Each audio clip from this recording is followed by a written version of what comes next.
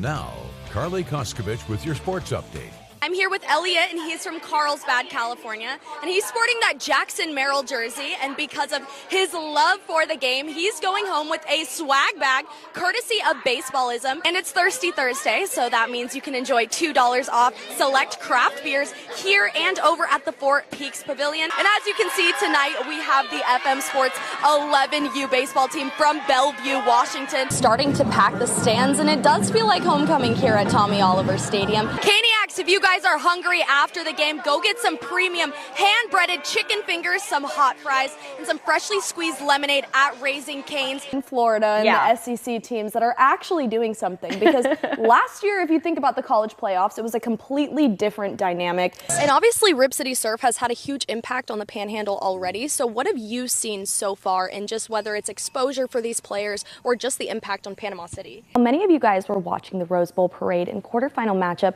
on New Year's Day from your couches or local sports bars.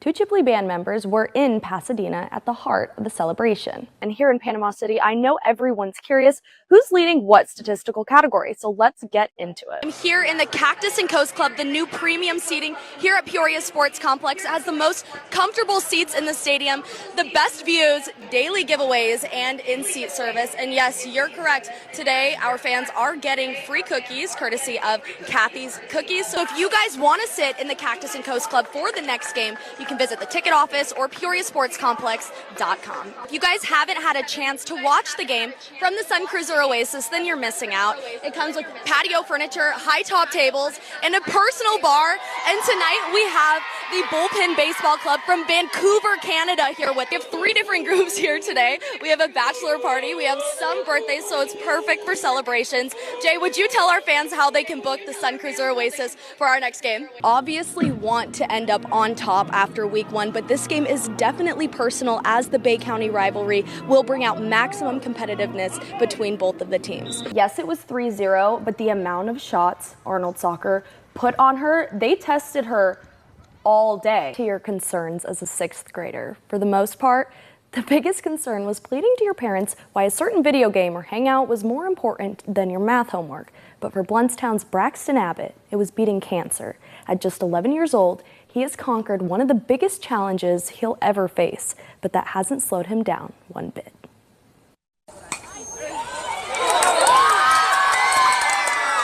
In the fall of 2024, 11-year-old Braxton Abbott noticed what appeared to be a simple bug bite just behind his right ear. Not long after, he began to feel ill. I got diagnosed with pneumonia, and then my mom noticed something on my neck right here.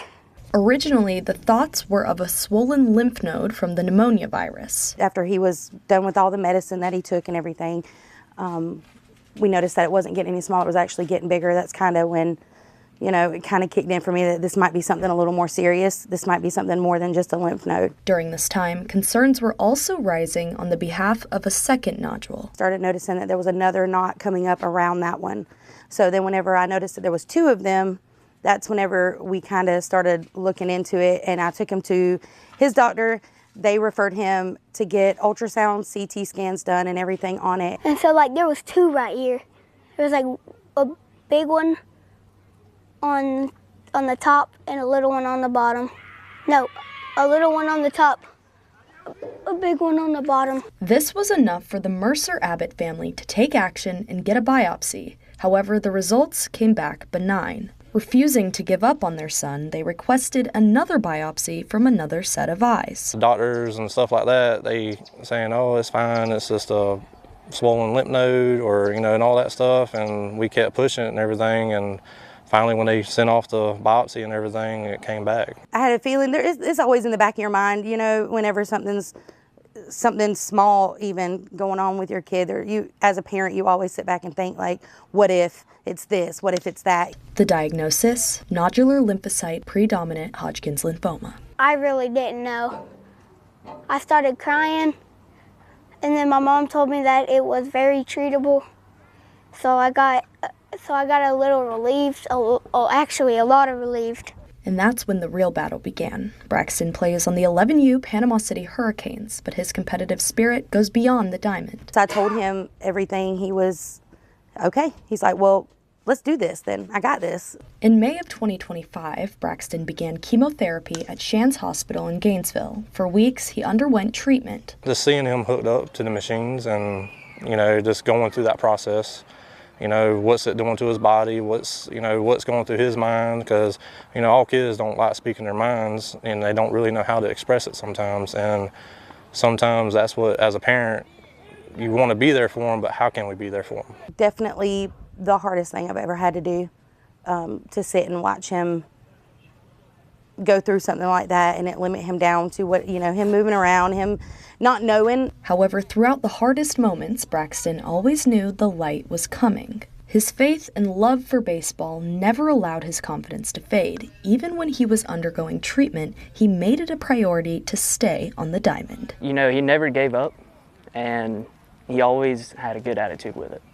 And, when he started fatiguing a little bit, we as coaches, we took regard of that and were like, all right, gotta chill out. And he kind of hurt him a little bit, and because he just wanted to go out there and play. On July 29th, 2025, the family went back to check on his labs for a routine checkup, and what they found out made it a day they would never forget. The main doctor came in there and said that everything was gone, and my mom started hugging me and crying.